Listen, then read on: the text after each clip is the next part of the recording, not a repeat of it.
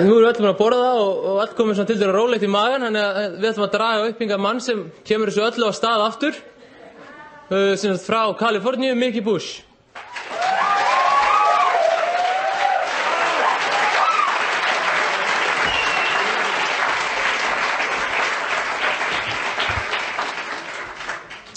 Hi everybody, my name's Mickey Bush and I'm an alcoholic. Hi. I'm probably an addict too. Probably. I've been told that I have to talk slowly. Because you bloody foreigners don't understand. Yeah.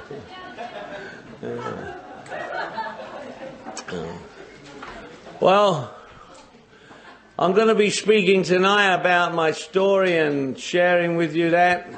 But today is like a workshop. It's a workshop on the first 3 steps. Steps 1, 2, and 3. So, I'll be talking about the steps and about the program of recovery as outlined in the beautiful book Alcoholics Anonymous. This beautiful book, Alcoholics Anonymous. I love this book, Alcoholics Anonymous. And the steps as I try to teach the people that I work with. Steps 1, 2, and 3, which are the basic foundation of the program. In the beautiful book Alcoholics Anonymous,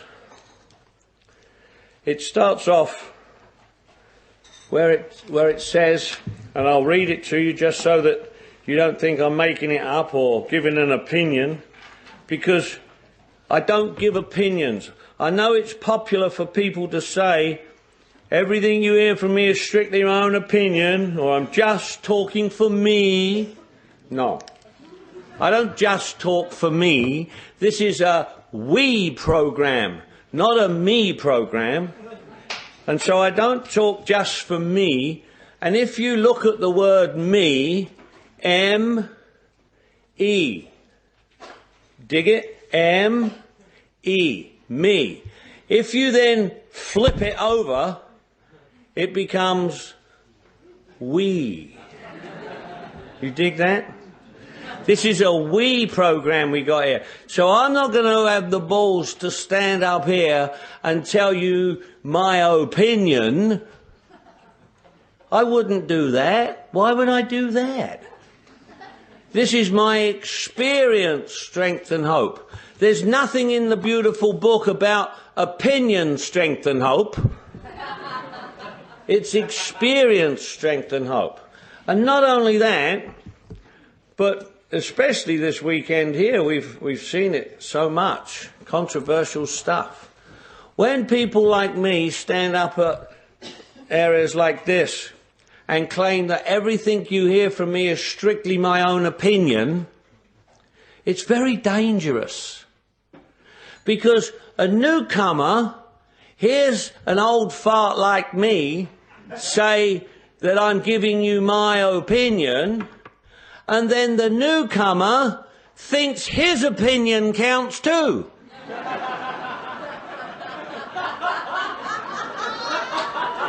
And it don't.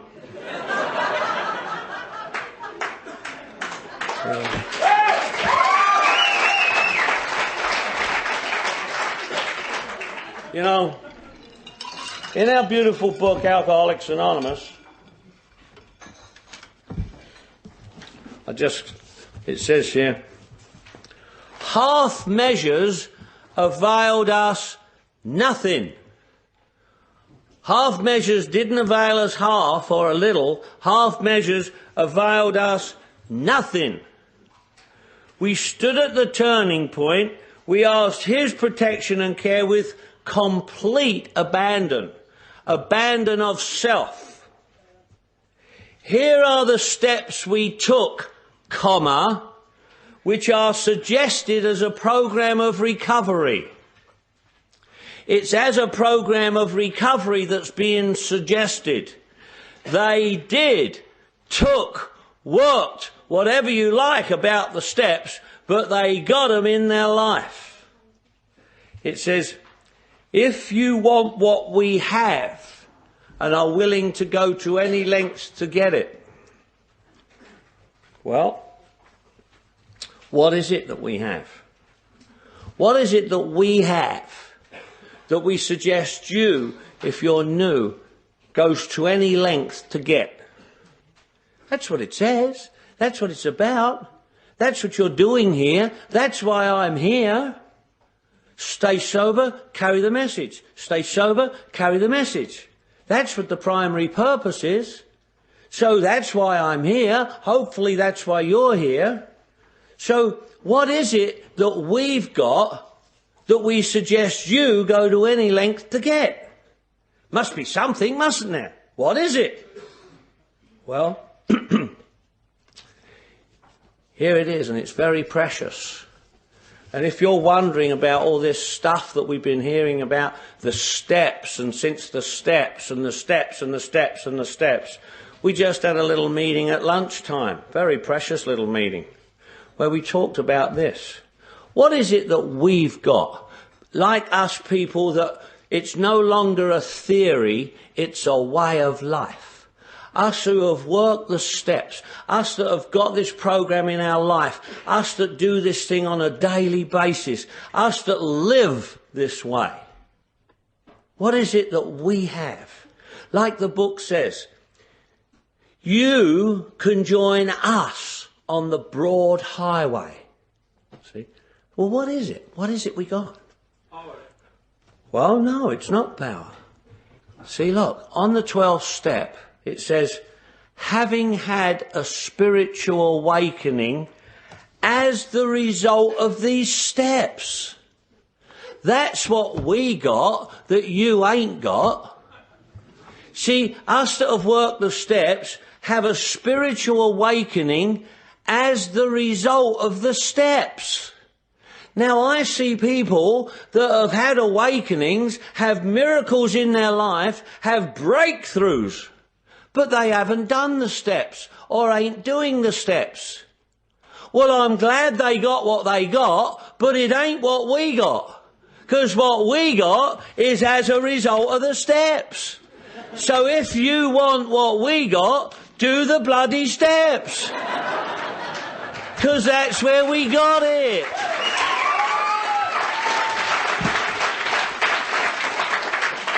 So I don't care about those people who don't want to work the steps or don't agree with working the steps, or if they haven't got the steps in their life. I don't care what they want. I want what you got. That's what I did when I came here. I'm glad that I learnt two things when I first got to Alcoholics Anonymous. One of the things I learnt was that you never wanted a bloody thing I had, and I wanted and needed everything you had. And the second thing was that I wasn't the same as you. I wasn't the same as you. I wasn't equal to you. How could I be equal to you? You didn't want nothing I had, and I wanted everything you had. How could I be equal to you? If I was equal to you, what I had would have been equal to yours. And I was dying, and you were living in the sunlight of the Spirit. I wasn't equal to you. Maybe in God's eyes we were all equal. Maybe spiritually we were all equal. And so I tell the troops in my house, I tell the guys in my house, if you think, well, in God's eyes we're all equal, well, on the way home today, if you're walking home and you see a bush and it's burning and it's talking to you, then stand there and listen to it. But if that don't happen, listen to Mickey Bush and I'll tell you what this says. See?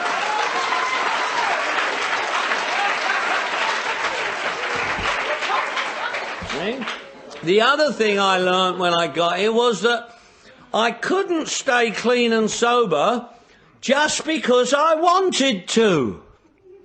I couldn't not drink because I didn't want to do it anymore. I couldn't cease and stop drinking and drugging because I wanted to. I had to not want to do it and then do these steps and this work so that I didn't do what I already didn't want to do. I couldn't just not do it. I had to do these steps and this work so that I didn't do it. If I could have just said no, we'd have a different ball game going here, wouldn't we? Just say no? I don't even know where that comes from. Just say no. I will drink and drug no matter what. No, I won't. Just say no to a full-blown alcoholic like me. Just say no. It's like telling that homeless dude out there on the street, hey, homeless dude, just get a house.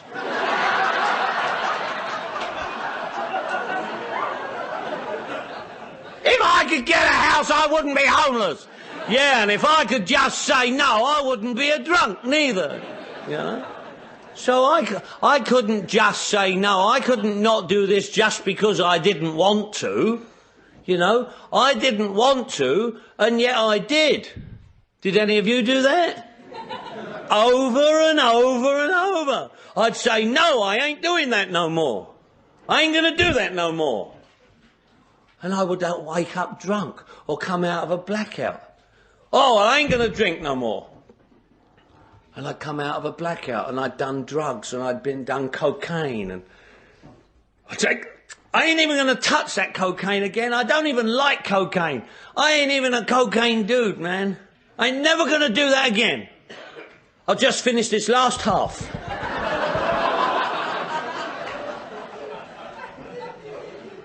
And then 28 last halves later, you know. So I had an illness. I had something wrong with me. Like the book says. Like when Bill and Bob are doing The Third Man on the Bed. And they say, you are an alcoholic. It's in the book, folks. I'm not making this up. You know, we say, you can't tell anybody they're alcoholic. I don't know where that comes from. That ain't in the book. It don't say we don't tell folk they're alcoholic. It says we'd rather not or we prefer not to. A totally different thing. See? I needed you because I couldn't self-diagnose this disease. I know people say that. I call it lip-flapping party line bullshit. You know? How could I self-diagnose a disease that I'm powerless over and tells me I ain't got it? How could I do that? I couldn't do that. What, am I going to stand there and argue with it? I'm an alcoholic. No, you're not. Yes, I am. No, you're not. No, you're not. Oh, yes, I am. How could I self-diagnose a disease that I'm powerless over and tells me I ain't got it? I couldn't do that. I needed you to help me do that. I needed you to tell me. That's what happens when one alcoholic comes together with another alcoholic for the purpose of recovery. That's the magic that we have in rooms like this all over the world. All over the world, there's alcoholics doing what we're doing here, coming together for the purpose of recovery, which is the third factor. When one alcoholic comes together with another alcoholic for the purpose of recovery. And that's why, if you think that hanging out with alcoholics or just coming to meetings is going to be enough for you, you're nuts. If you think coming into a meeting and putting your butt in a chair that you're going to get this thing through osmosis, it ain't going to happen. You think you're going to put your butt in a chair and it's going to come up through the hole in your arse, you're nuts. It ain't going to happen. See, hanging out with alcoholics ain't what happens. If that was what was all there was to it, we could go down any skid row in any town, in any country in the world and hang out with drunks. Drunks have always hung out together. There ain't no big deal about that. But what we got is for the purpose of recovery. That's what we got that those folk out there haven't got. And that those folk out there don't understand. That's why we come, and the magic of one alcoholic relating to another alcoholic for the purpose of recovery is what we have that they don't have out there. And you know what? They don't understand. Those folk out there, they don't understand. Good, well-meaning people don't understand. My own mum don't understand. My own mum loves me dearly. She lives in northwest London. I go home to see her at least once a year. I've been 4 times this year in London, England. I live in the United States, Los Angeles. But I go home to see my mum. I walk in my mum's house, knock on my mum's door. Mum, I'm 18 years sober. She says, so is the cat.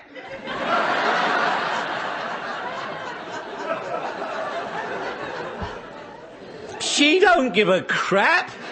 She certainly don't give me a pat on the back for not doing something I shouldn't have done anyway.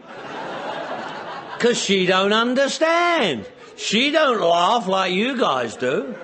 You know? So we come here to do what we know. And what our beautiful book says is that if you be alcoholic of our kind, alcoholics of our kind. Now, you may find other alcoholics. You may even be an alcoholic of another kind. I don't mind. I have no truck with anybody's preference or what they is. But I know I'm an alcoholic of our kind, of the kind described in this beautiful book, Alcoholics Anonymous. I am an enemy of the disease. I'm an alcoholic of our kind, as described in this beautiful book. That's what I am. Now, if you is an alcoholic of our kind, great, welcome. If you're not an alcoholic of our kind, hey, have a party. I don't care. Doesn't make any difference to me. If you got something, teach me, show me, tell me, let me learn from you. I'll give you what we got, share with me what you got. If it's as equal, I'll take it from you too. If it ain't, have a party. You know? I'm just glad to be here, doing what I'm doing, not dying, not dead, you know, living a way of life that you guys have taught me how to do. You know? And so I'm an alcoholic of our kind that want what we have, which is this. So I want this. So I don't mind if there's other people that want other things. I really don't mind. I have no truck with anybody's preference along those lines. I really don't. But I want what we have. And what we have here, when we talk to people, when we work with new folk, if you want what we have, well, what do we have? We have a way of living, a way out that we can absolutely agree upon. The book says so. We have a way out that we can absolutely agree upon, and the book even says, with this attitude, you cannot fail. That's pretty good, like guarantee, don't you think? You would buy an appliance or a car or something that was absolutely guaranteed, with this you cannot fail. Wouldn't you do that? Well, that's what I want too. That's what I got here too. So, what is it? When a newcomer comes and says like, well, what shall I do? If you're honest, we say we set out on a rigorous course of action and we work these steps. Well, that's what we got. We got a program. Now, I'm going to break it down, but I'm going to ask you to play Stump the Drunk with me. Let's play Stump the Drunk. You know, this is a workshop. So if you have a question, raise your hand or come to the microphone and ask the question. It's a workshop. That's the benefits of a workshop as opposed to a meeting. It's a workshop where you can ask things that may be troubling you. Okay? So raise your hand or come here. We'll have a little break. Well, are we going to do about an hour and a half, something like that? We'll have a little break. I don't know what time we started, but we'll have a little break here. And I got, what time is it now? 1:30? Yeah. So, all right. What time did we start? 10 minutes? An hour, 15 minutes left. All right, so we'll have a little, maybe not. Anyway, I'll see. But play Stump the Drunk with me. Try and stretch me. Try and give me something back, because I got to get something out of this too. You can't just suck off me and leech off me. You gotta like let me get something too. So we got to stretch me and help me. So play Stump the Drunk with me. You know, and if you got a problem, I'll do my best to answer it. And if I don't know the answer, I'll lie and tell you that I do. You know. But anyway. So, now, first 3 steps, let's get straight to the point, because there's a lot of work to do if you're alcoholic like me before you even get to the steps. There's a whole mass of work to do before you even get to step 1. In fact, on page 20 of the beautiful book, Alcoholics Anonymous, it says, if you are an alcoholic who wants to get over it, you may already be asking, what do I have to do? Well, if we're honest, we'll tell you what you have to do is work the steps, starting with step 1. So admitting I'm alcoholic is not step 1. People think it is, but it's not. Admitting I'm alcoholic is not the first step. You'll hear people say that, but it's not. We hear people say, you do the first step as soon as you walk through the door and raise your hand as alcoholic. Don't believe that. That is not true. That is not true. In fact, nowhere in the first step does it say we admitted we were alcoholic. So on page 20 it says, if you are you have to come from a space of being an alcoholic to then ask, what do I have to do? So admitting I'm alcoholic is not the first step. Now, on page 30 of the beautiful book, Alcoholics Anonymous, it says, we learned we had to fully concede to our innermost self that we were alcoholic. This is the first step in recovery. It's the first step in recovery, but it's not the first of the 12. It goes on to say, the delusion that we are like other people, or presently maybe, has to be smashed. So we had to do it, and it has to be done. There is nothing suggestive there, my friends. All this crap about a suggested-only program, in fact, that's some more lip-flapping party line bullshit, because nowhere in the program Alcoholics Anonymous is it only suggested that we do these steps. Nowhere. Check it out. I hope those people cracking that gum, you know, I guess we'll have to parent you or something. Surely your parents didn't allow you to do that, did they? Poor little orphan people cracking gum in front of people, yeah. With good manners, you know. Anyway, well, it's just respect for the program. Would you do that in front of, like, your employer or the court judge or something? Sit there cracking gum in front of people? Anyway, where was I? What was I saying? So, we learned we had to fully concede to our innermost self that we were alcoholic. This is the first step in recovery. Now, there is a total difference, and it says we learned we had to fully concede to my innermost self that we were alcoholic. This is the first step in recovery. Well, if it's the first step in recovery, I want to know what it is. What is it? I ask folk, they don't know. And if it's the first step in recovery, we learn we had to fully concede to our innermost self that we were alcoholic. There is nothing suggestive there. We had to do it. So what is it? What is it? What is it about me that makes me alcoholic? I hear people say they're alcoholic. I say, what is it about you that makes you alcoholic? You know what? They don't know. They can say they is one. They can say what they do because they're one. They can talk about the alcoholic addictive behaviour, but they don't know what it is about them that makes them alcoholic. Well, that's a crying shame. How can I fully concede to my innermost self that I am if I don't even know what it is about me that makes me what I am? And you know what? There's not enough people like me telling enough people like you what the real deal is all about. And to fully concede is totally different to admit, accept and surrender. People talk about admittance, acceptance and surrender as if it's the deal. But it ain't the deal, folks. Admittance, acceptance and surrender isn't the deal. It sounds like the deal. People talk about it as if it's the deal, but it's not the deal.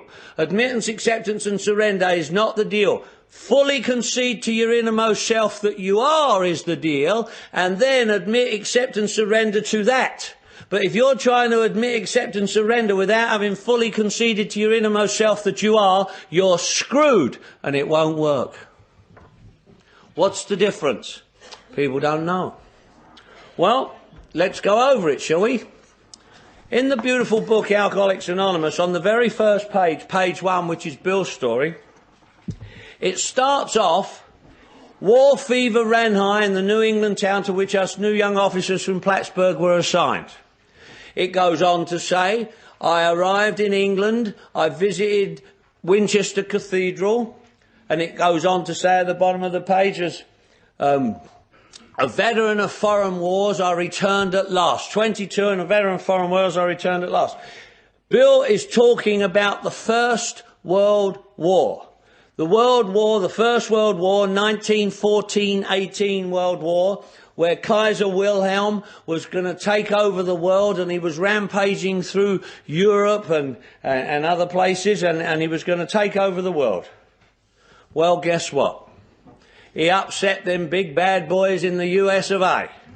And the big bad boys from the US of A came over to Europe. You may remember those Yankee Doodle Dandy and over here. And the Americans came over to Europe and kicked the German army's ass. Beat the living tar out of them. And that German army were defeated. That German army were defeated, they admitted that defeat, they accepted that defeat, and they surrendered to the American advance forces. Saved our bacon, we're glad you did. Well, guess what? I was born in the Second World War, 1943. The Blitz was on in London, you may see this on your TVs or read about it, Second World War. The Blitz was on, 1943, Hitler was bombing, the Luftwaffe was bombing the crap out of London, and the Blitz was on there. And guess what? They upset the big old bad boys from the US of A again. And Hitler was going to have 1,000 years of Third Reich, wasn't he? He was going to take over the world. But them boys in the US of A weren't going to have that. They bombed Pearl Harbor. Oh, that was too bad for them, wasn't it? They came over and kicked Hitler's arse, didn't they? Saved our bacon again, didn't they? And you know what? They defeated that German army. And that German army were defeated. And they admitted that defeat, they accepted that defeat, and they surrendered. But guess what? That wasn't the first time they did that. In the First World War, when they were beaten, and they were defeated, and that advanced forces of the American army defeated the German army, they were beaten then. They were defeated then. They were defeated, they admitted that defeat, they accepted that defeat, and they surrendered. But did they fully concede? No. They admitted that defeat, they accepted that defeat, and they surrendered, but they didn't fully concede. So guess what? They came back in 1938 and did it all again. And when little shitpot Hitler said, let's go storming into Poland, they said, whoop-de-doo, yeah, and then we'll go into Czechoslovakia. Nobody said, wait a minute, don't do that. If we do that, then big bad boys from the US of A will come over here and kick the living tar out of us. Don't do that. We did that before and it didn't work. So they did it. And what happened? They got the living tar kicked out of them, didn't they? Sound familiar to what happens here? Do we admit, accept and surrender but fail to fully concede to our innermost self because I don't know what that is and nobody's teaching me? And so I do it, but then I relapse and come back and do it again and again and again and again. Sound familiar? And then I become a keep coming backer. Instead of a sticker and a stayer, I literally become a keep coming backer. And I come here, I get sober, I relapse, I go back out and I come back. I get sober, I relapse and come back. I get sober, I relapse and come back. And so I'm in a vicious circle going round and round. And the disease has got me set up in a pattern of repetition so that I can't break the cycle. And I'm doomed. If that's what you want, have a party. That ain't what works. So, what am I going to do? Fully concede to my innermost self. I've got to learn how to do this. I don't already know it. So what is the first step? Well, we admitted we were powerless over alcohol, that our lives had become unmanageable. What is that? What does that mean? I don't know what that means. We admitted we were powerless over alcohol. Wow. Well, if I'm an alcoholic, I'm powerless over alcohol. But what does it mean? What is it about me that makes me alcoholic? Well, people say I can't control my drinking. Well, that's true. If you're alcoholic, you can't control your drinking. Well, once I start, I can't stop. Well, that's true. Alcoholics who start drinking can't stop. We've got a phenomenon of craving. We'll talk about that later. Well, one's too many and 1,000 ain't enough. Well, we know that about it. That's knowledge and information. But what is it about me that makes me alcoholic? Do I know? Has anybody ever taught me? Have I ever asked? What is it about me that makes me alcoholic? Not what do I do because I'm alcoholic. In one of my houses, I've got two budgerigars, or parakeets. A blue one and a green one. We call them Bill and Bob, as after our co-founders, Bill and Bob. And I've trained them to speak. These parakeets speak in a limey accent, by the way. They speak. And you can stand by the cage and they'll go, I'm an alcoholic, I'm an addict, I'm an alcoholic, I'm an addict. They're bloody parakeets is what they are, but they can say they're alcoholic. Are you a parakeet? Walking around saying you're alcoholic and don't even know what it is? Well, maybe. But I got to learn. I got to know what it is. Well, we know about alcoholism. Carl talked a very good talk today about it.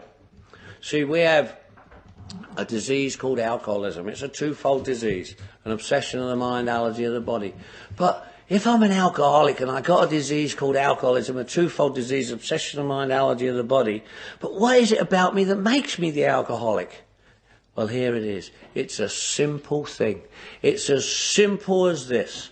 If this occurs for you, you're alcoholic. If it don't occur for you, you ain't. And if you ain't alcoholic, you can't make yourself an alcoholic. And if you is alcoholic, you can't make you. You can't stop that. See, look, alcohol changes my perception of reality. Alcohol changes my perception of reality. That is an abnormal reaction to alcohol. Alcoholics like me, my natural state is to be whacked out of my tree causing somebody some grief. That is completely normal and natural for me.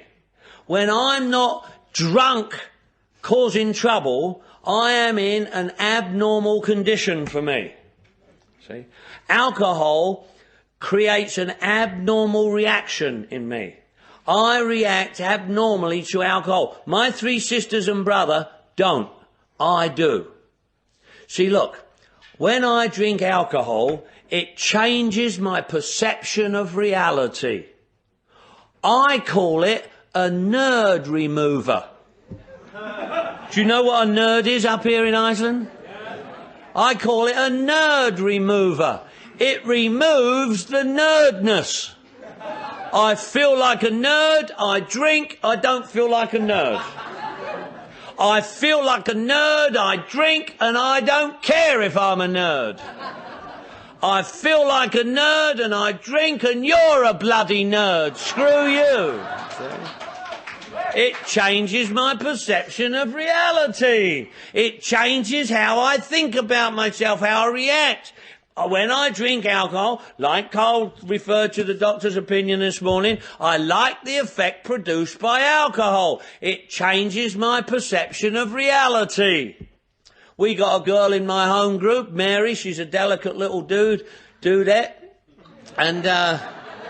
And she's just always been taken advantage of and what have you, but she's a real alcoholic. She describes it as well as I've ever heard anybody describe alcohol. She says that when she drinks, she feels wittier, prettier, and tittier. She don't feel like a little delicate dudette. Boom! She's a star, man. And I know exactly what she means. You know? Like when I got to Alcoholics Anonymous and they told me, you're an alcoholic. I went, what do you mean? He said, if it looks like a duck and walks like a duck and sounds like a duck and smells like a duck, it's a bloody duck. Just because he's been taking some shit and thinks he's an eagle, no. You're a duck. You're a duck, I'm a duck. Quack, quack, he said. But you know, I didn't fully understand, but I knew what he meant, because alcohol did that. When I felt like a duck, I drank and boom, became an eagle and went swooping around looking for prey. You know? That's what alcohol done for me, because I couldn't stand who I was. And I didn't know this was going on. I didn't know that this was going. All the years I was drinking, I didn't know this. It wasn't something I was conscious about. I know you guys seem to know, because I hear you guys sharing about it at meetings. I hear you guys telling us why you drank. I hear you guys saying that why you drank. You seem to know. I never knew. I never knew why I drank. I never had a clue why I drank. We always drank.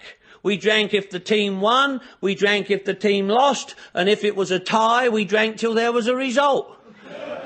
I don't know why we did that. We just always did. But you guys know why you did it, because I hear you share. I hear you say, well, I drank because I couldn't stand the pain. I drank because I was covering up my feelings. I drank because I was hiding behind who I was. And I think, at what stage of the game did you discover that?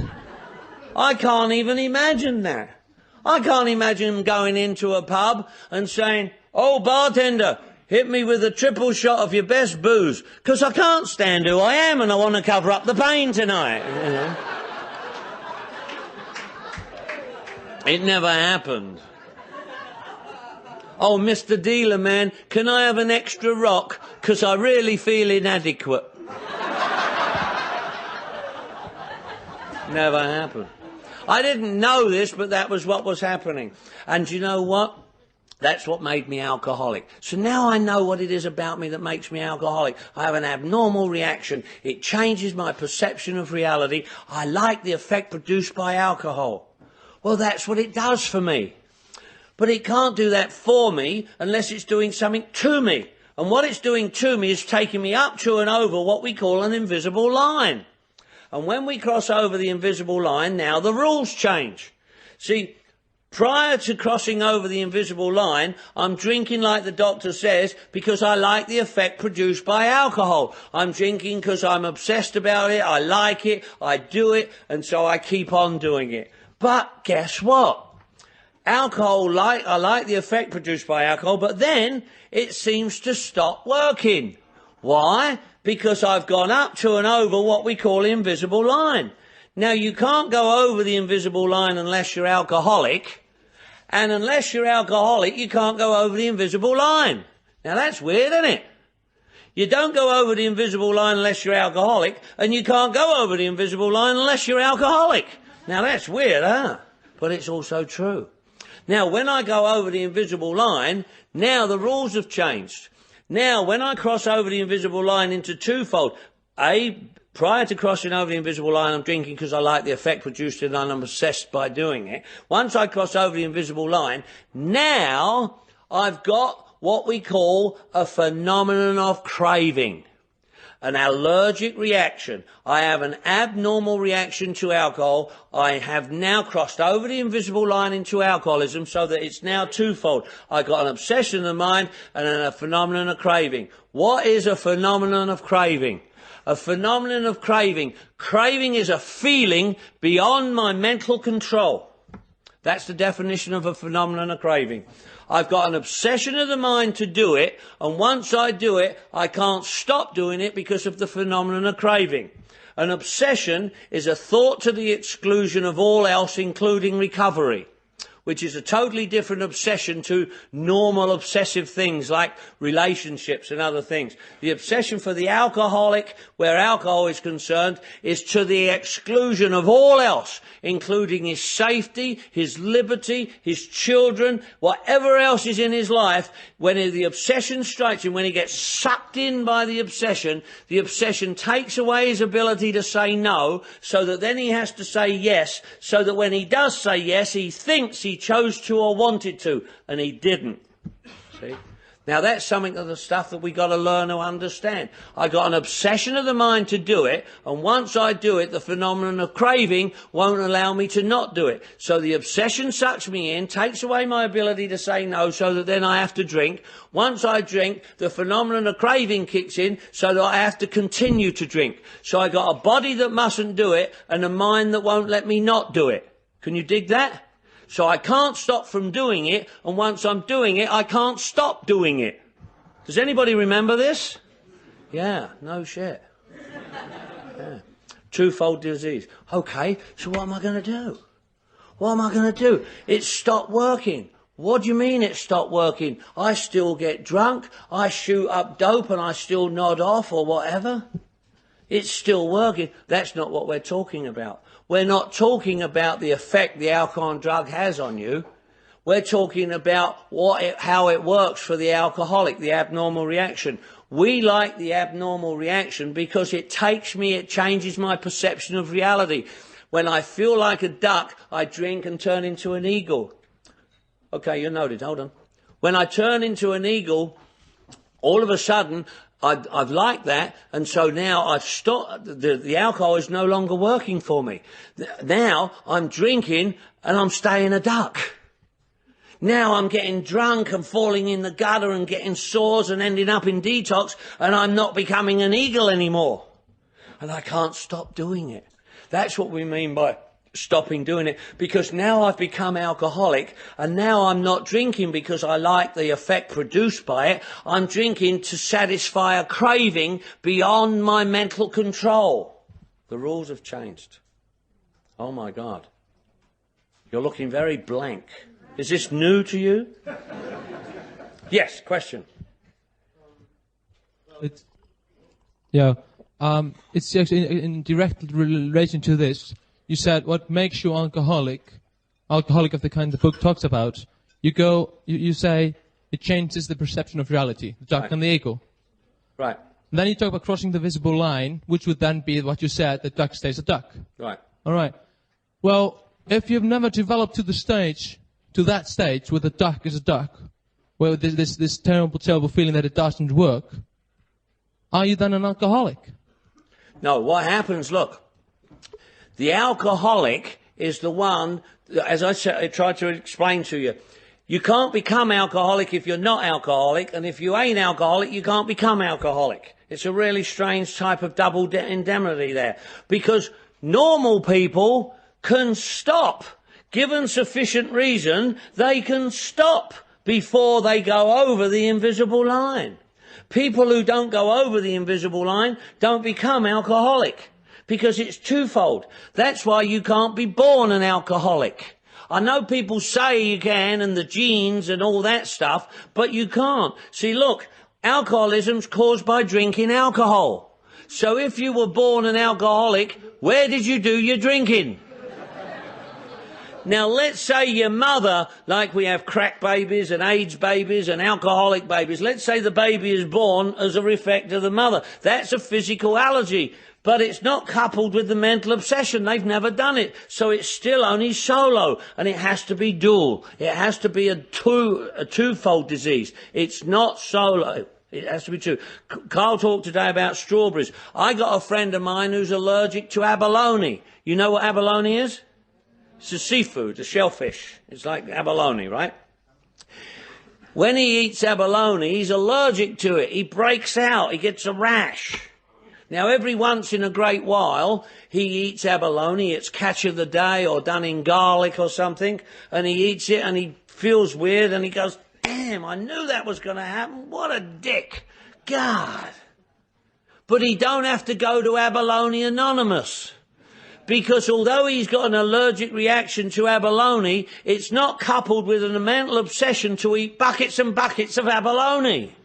See, it's not twofold, it's only solo. So when you say, if you don't go over and pass the invisible line, many people don't. Many people don't go over the invisible line. They stop beforehand. The book talks about the moderate drinker or the heavy drinker. And then we have the real alcoholic, the person who wants to stop but can't. Do you remember this about the book?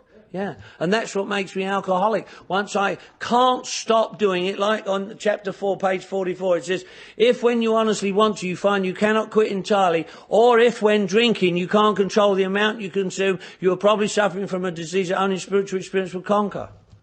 See? Alcoholism. So now I've got alcoholism. So what do I have to do about it? What I've got to do about it is work the steps to induce an entire psychic change. See, look, it's not okay to just stay clean and sober. That's the base bottom line of this whole deal. But for an alcoholic who just gets sober, I tell you what, he's going to be in a lot of pain, because alcoholism doesn't stop progressing because we stop drinking. See, people who just stop drinking and don't work the steps in the program become dry. D-R-Y. Doing recovery yourself. Dry. See? Alcoholics that just stop drinking are in a very dangerous mode. Sober people drink again. People living in sobriety don't.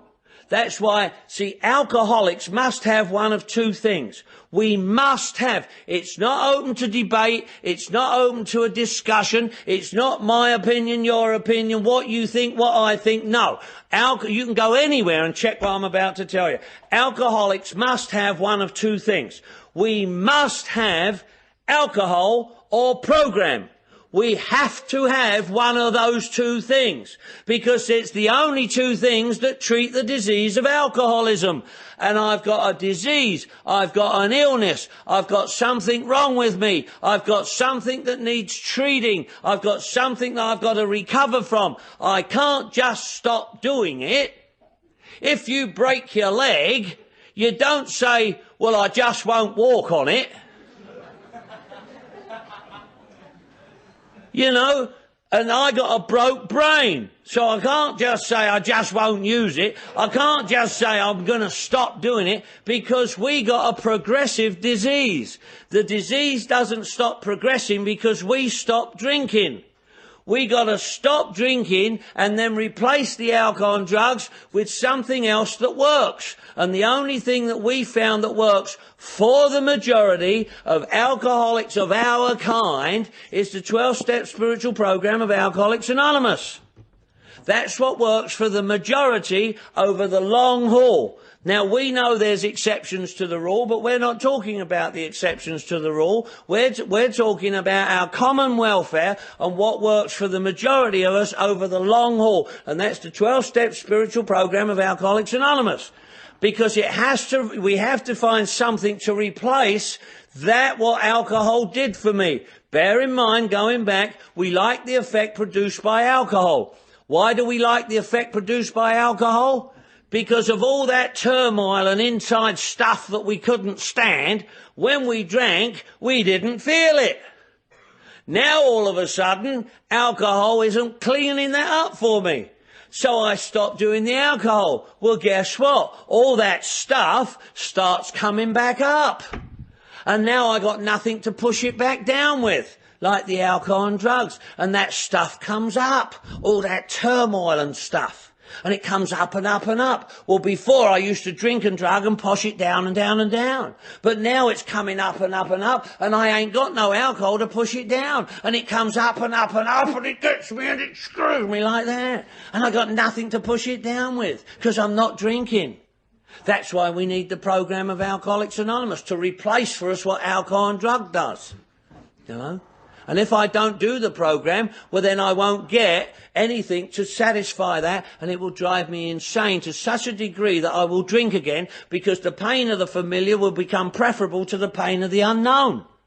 Because I can't stand being sober. Just a fact. Doesn't matter whether you like it or not. No one cares whether you like it. No one cares. No one cares whether you think it's fair.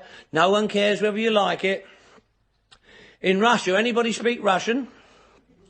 In Russia, they call it tufsky shitsky. No one cares. No one cares how you feel. We don't care how you feel compared to what you do. Compared to what you do, no one cares how you feel. We care about what you do, not how you feel about doing it. See? We got to act better than we feel if you're alcoholic. Now, what is that? What are we going to do next then? Step one. Let's go to step one. We admitted we were powerless over alcohol, that our lives had become unmanageable. Step one. I never knew what that meant. I asked you guys, what does it mean to be powerless? Guess what, folks? You don't know. I asked a lot today. Didn't know. Thought you knew, said you knew, felt you knew. Didn't know.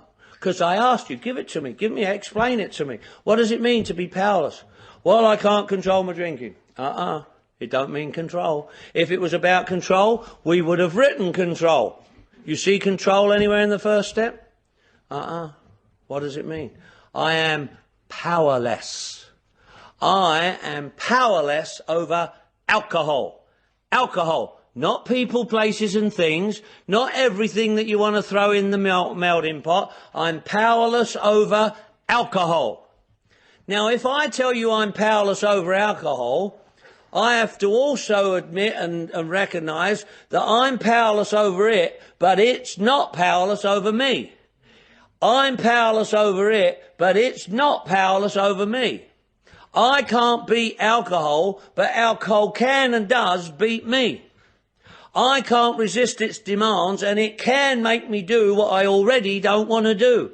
Drink it. See? So I got to recognise that I'm in a place where now I don't want to do it, and I can't not do it. Why? Because I'm powerless. Well, holy shit, what does that mean? Well, think about it. We have a spiritual malady. We have a spiritual malady which most people think is part of the disease, but it's not. Having a spiritual malady is not part of this disease. It's a result of this disease.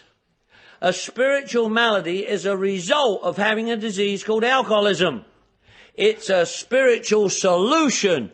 Having a spiritual malady is not part of the disease, it's a result of having the disease. And it's a spiritual solution, not a spiritual problem.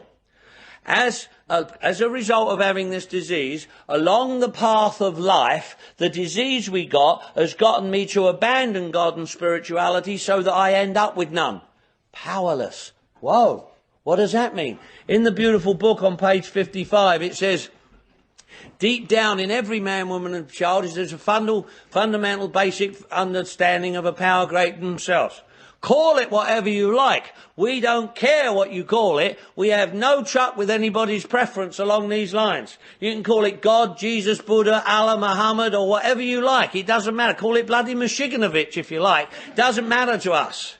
See, whatever your preference is, we have no truck with anybody's preference along these lines. In fact, in the first two steps, there's no mention of God, Jesus, Buddha, Allah, Muhammad. No mention of higher power in the first two steps. We have all this confusion about the God stuff and all the religion stuff and all that. There's no need for it. It's not even mentioned in the first two steps.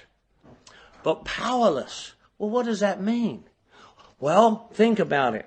I'm powerless over alcohol. So right there I'm describing the fact that there's a power greater than me. Alcohol. I'm powerless over alcohol, but alcohol isn't powerless over me. It makes me do what I don't want to do. When I absolutely don't want to do it, it makes me do it anyway. Powerless. Well, what is the source and what is the power over everything? Anybody? God. God works for you? Good. I don't have no problem calling it God. I like the word God.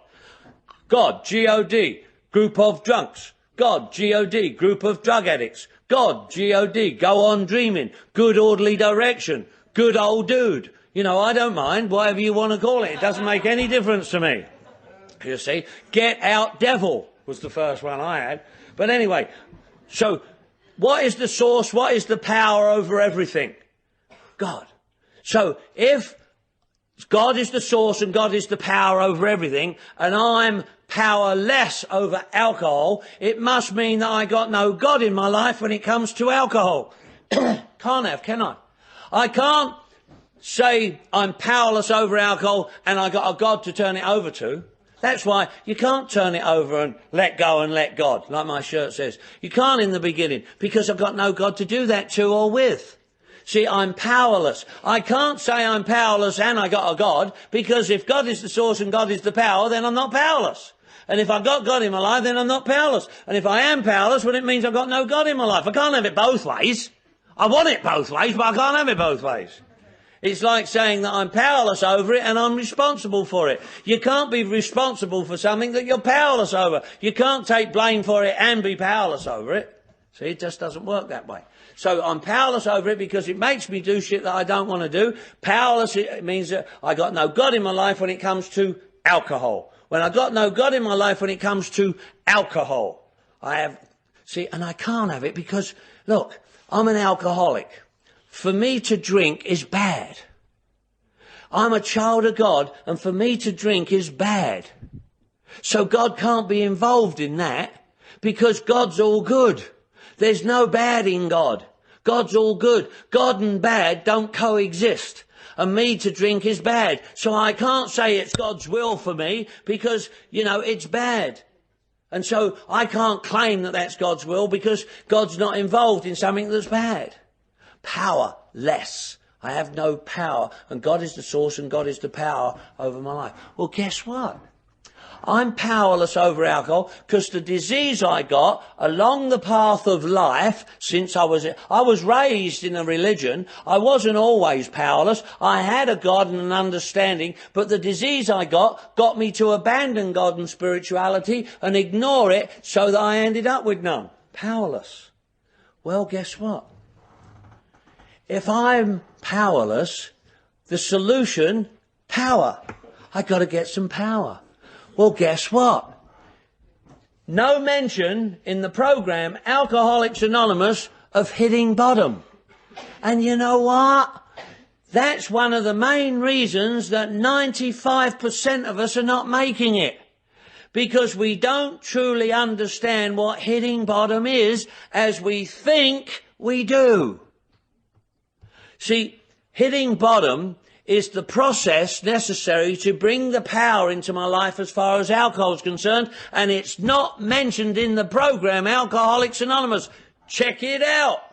I spoke to some people this morning with long time sobriety, and they didn't even realise that hitting bottom wasn't mentioned in the program of Alcoholics Anonymous.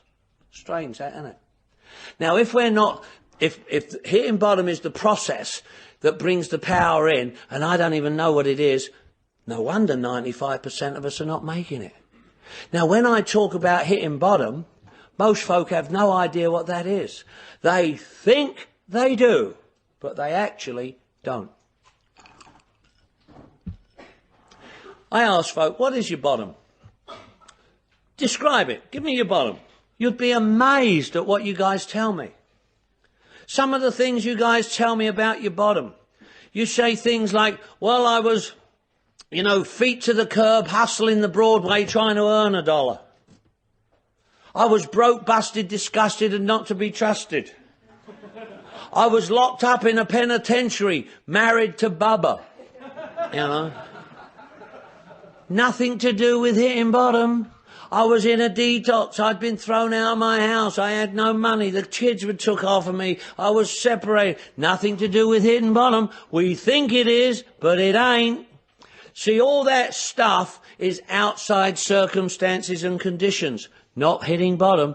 See, we say things collectively in a group. Everybody's bottom's different. It better not be different. Everybody's bottom better be the same. But we don't realise that, so we say jive ass shit. See, look, your bottom better have been the same as mine, and mine better have been the same as yours, and yours better have been the same as theirs, and theirs better have been the same as ours, if we understand what hitting bottom is. But we don't. We talk about the outside circumstances and conditions. Now, they may be different for everybody, but hitting bottom better be the same if you're alcoholic. See, because look, those outside circumstances and conditions sometimes enable us to become capable of hitting bottom. but in and of themselves they are not the bottom. No matter how far down you went, and no matter how much pain you were in, and no matter how much devastation you went through, hitting bottom is an inside job, not an outside circumstance. And most people think that it's the trials and tribulations and the pain we go through, and it's not. See, look, sometimes those outside circumstances and conditions enable us to become capable of hitting bottom, but in and of themselves they are not the bottom. And if you think they are, I got news for you. In recovery, you will hit bottom after bottom after bottom and get sicker and sicker and sicker. And it's not mentioned in the big book, Alcoholics Anonymous. See, look, hitting bottom happened for me on January the 15th, 1983. I hope something along this line happened for you, because I'm sure it must have done, though it may not be a conscious decision. That happens for a lot of people. They have done it, but they don't consciously understand it, so it doesn't have the depth and weight necessary to stop them from doing it again. See, on January the 15th, 1983, in desperation and despair, I turned to whatever, not knowing, not understanding, not believing nothing, but in desperation, I went, "Help me, please help me! What is wrong with me? I can't stand it anymore." Anybody relate to that? And asked for help. That's what powerlessness, having been rendered powerless by this disease, destitute in every department, I screamed out and asked for help. ASK, Ask Saving Kit. Help, HELP, His ever-loving presence. And you know what? It was almost like the old man seemed to be looking over my shoulder, and he just seemed to say to me, "Mick, you silly bastard.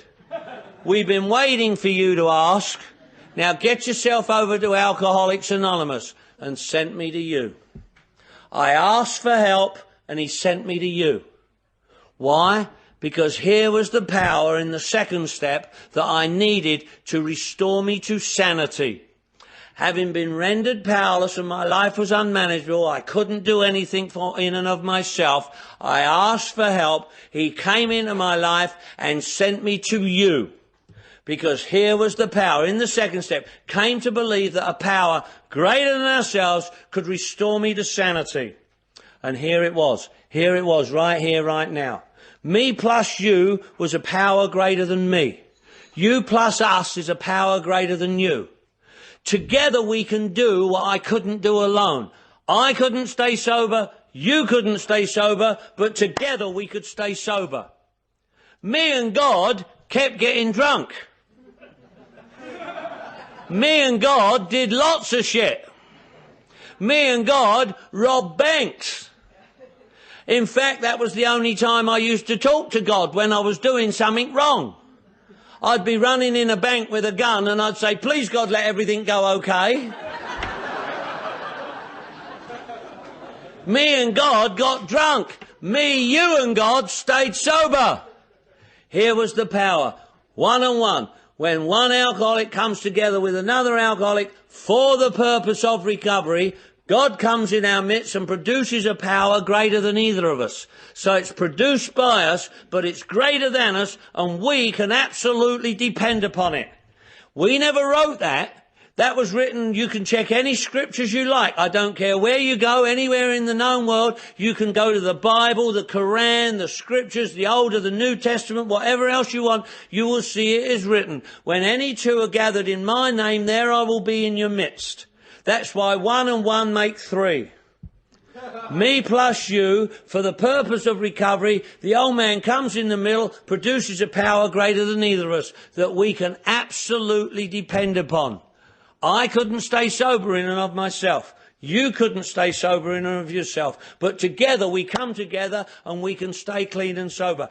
Every 12-step program works on that principle. Two people of a like kind come together to do together what they couldn't do apart. Here was the power. Here it was, right here, right now, to restore me to sanity. Now, what did that mean? I'm going to tell you very briefly. Never mind what the legal definition is. The insanity that we talk about in the second step is repeating the same behaviour and expecting a different result. Drinking. To repeat the same behaviour and expecting a different result is what we call insane.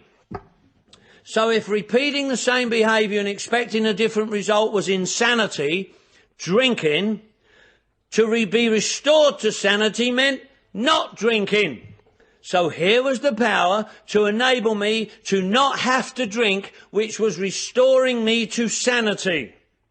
That was the insanity that we were describing here in recovery. Not the insanity that they locked me up for in rubber rooms and chained me down for and shot me up with drugs and zapped me on electric machines and brutalised me and locked me up in places that bloody cuckoos wouldn't even fly over, man. You know? That wasn't the babbling lunatic insanity that we were talking about. The insanity we were talking about in recovery was repeating the same behaviour and expecting a different result. Drinking. So to be restored to sanity meant finding a way of not having to drink. And here it was, right here, right now. I asked for help and he sent me to you. So in the first step in and of myself, I was powerless. I asked for help. He came into my life and sent me to you. Now I have a spiritual 12-step fellowship. You guys introduced me to a beautiful book, a book called The Big Book, Alcoholics Anonymous. Big Book, B-I-G-B-O-O-K. Believing in God beats our old knowledge. In the beautiful book was a program, P-R-O-G-R-A-M. People relying on God, relaying a message. You said it was a 12 steps program. Steps, S-T-E-P-S. Solution to every problem, sober. They said if you don't work the steps, you will go crazy, you will go nuts. N-U-T-S. Not using the steps. They said you'll need help. Remember, we deal with alcohol, cunning, baffling, powerful. Without help, it's too much for us. So get a sponsor. S-P-O-N-S-O-R. Sober person offering newcomers suggestions on recovery. That's what a sponsor was. See?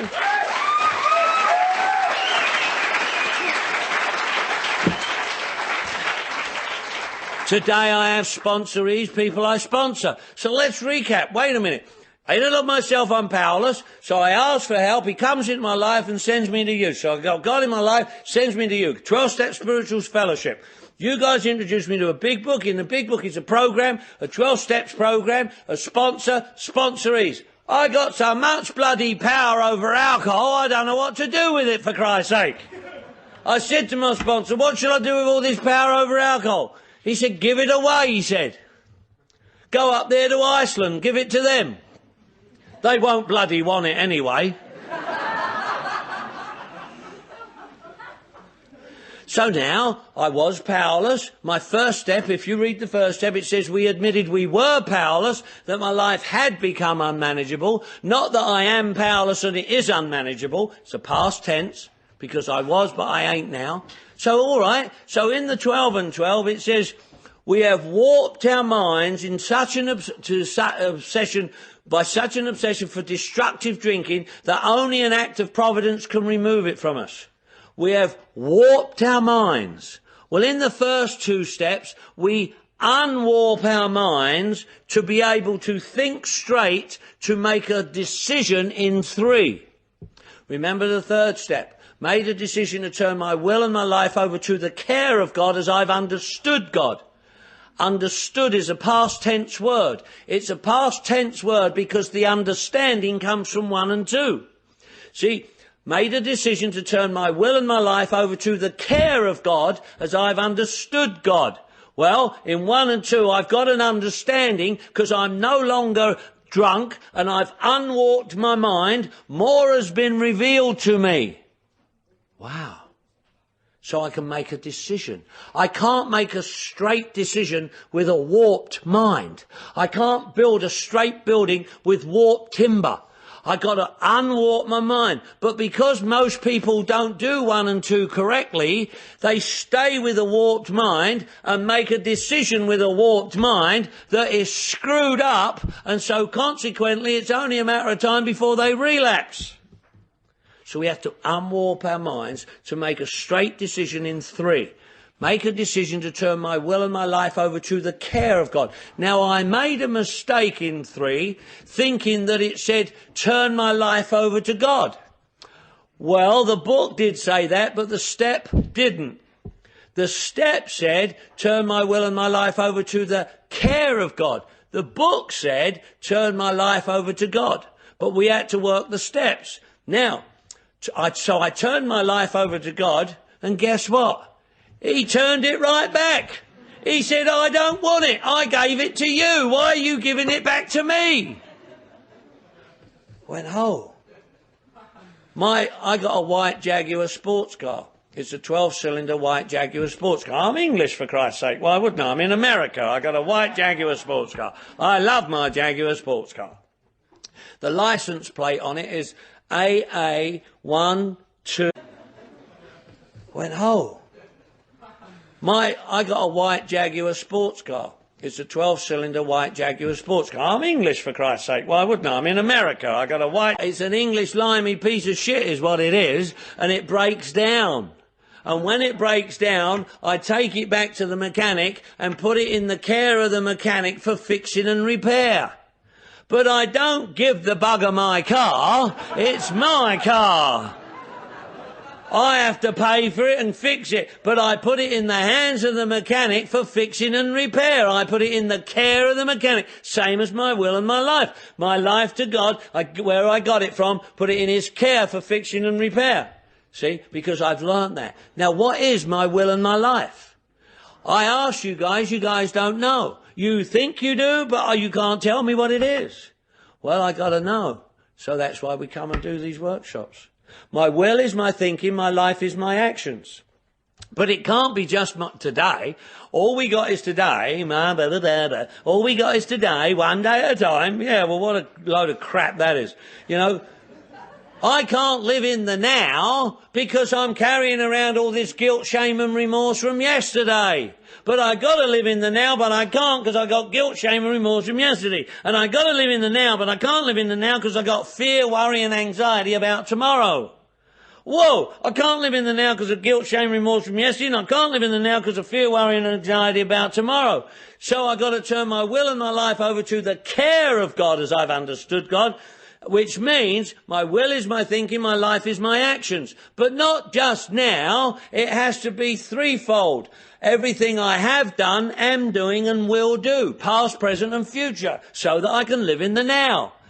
My actions are different to what I wish I'd done, my thinking, so I have to turn my past, present and future thinking as well, which is everything I wish I'd done, would like to be doing and hope I'll do, threefold, so that I can live in the now.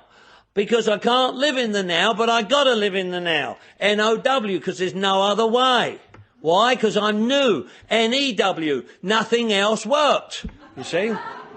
So I got to learn this stuff. I got to learn to make a decision. So I'm going to come here. I'm going to say to you guys, teach me, show me, help me, show me what to do, help me how to do it, teach me what to do, which is my thinking. And here's my body, tell me, show me, help me what to do, and I will do what you tell me, which is my actions. So my will and my life here, I'm giving it to you so that I can stay sober. Because here is the power sufficient to enable me to not have to drink and drug today. Here it is right now. And there's the first 3 steps, very basically. I couldn't do it, he can do it, so let him. That's all it really means. I can't, he can, so let him. And you know what? If you're new around here, I have absolute faith that it'll work for you. That's because this is what works. Here is what we got that works. It works for us all. It don't matter whether you're atheist, whether you're agnostic, whether you're tall, whether you're short, whether you're man, whether you're woman, whether you're black, whether you're white, whether you're ugly, whether you're good looking. You know, it don't matter. It works for us all if we do it. Because it's a program of action. It works if we do it. It don't matter whether you do it willingly or not. Do it unwillingly as far as we're concerned. It matters that you do it. It's a program of action. In the book it says, if you want what we got, wow, then these are the steps we took. Well, it's an action. These are the action steps. Because there's nothing to get here. I know people say, I don't get it, I'm not getting it, I didn't get anything from that speaker, I'm not getting anything from that meeting, I don't get it. What, you know why? Because there's nothing to get. There's nothing in the beautiful book about into getting. It's about doing and giving, doing and giving, doing and giving. And as you do it and give it and do it and give it, it seems to have a residue that sticks to you. And pretty soon, you know what happens? We're celebrating a 30 days, 6 months, 90 days or whatever it is. Pretty soon we do it and give it and we're celebrating a birthday, a celebration. Pretty soon we're doing it and giving it and guess what? Some really sick person, maybe someone as sick as you, comes up to you one day and says, will you be my sponsor? Because lights have gone on. And they suddenly recognise something in you that they want. You came in here helpless and hopeless, and now you're doing it and giving it. It's working in your life, and some other poor sick bugger, you can help the next guy. And that's what the book says. That's what the book says on my favourite page this week. My favourite. Anybody read the book, by the way? It's a good idea. It's a good idea. My favourite page this week says down the bottom here, so we think cheerfulness and laughter make for usefulness. Outsiders are sometimes shocked when we burst into merriment over a seemingly tragic experience out of the past. But why shouldn't we laugh? We have recovered and have been given the power to help others. 132. Power, power, power. You know the word powerless is only mentioned once in the program of Alcoholics Anonymous.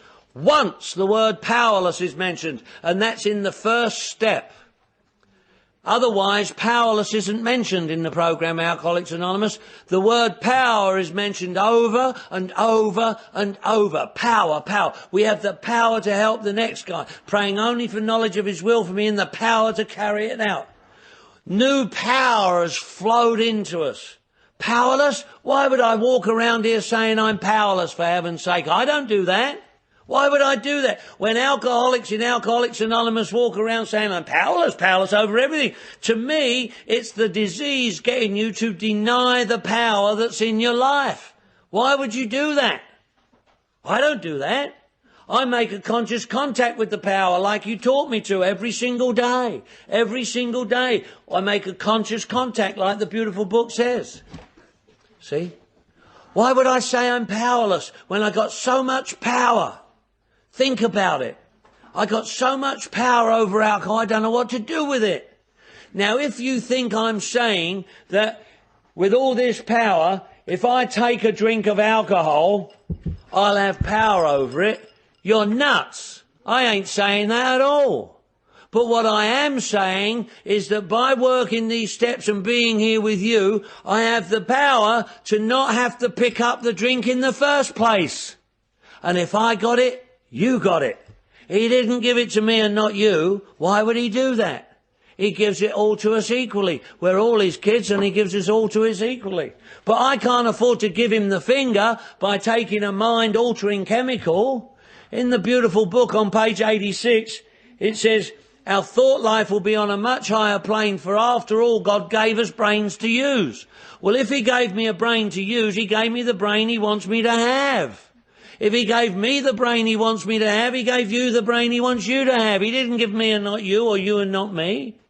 Well, if he gave me the brain he wants me to have, I got to have some big balls, haven't I, to give him the finger. Now, I don't know I'm giving him the finger, but what would you call it? See, if he gave me a brain that he wants me to have, and I take a mind-altering chemical, isn't that like saying, well, God, it's all right, look, thanks for everything, but that brain you gave me, don't think you did a very good job with me. I think I could change that. I think I could do a better job myself. So I'm going to take a mind-altering substance to change and alter that mind you gave me. So you're number one with me. What else would you call it? Can't get any recovery giving God the finger by taking a mind-altering chemical of any kind.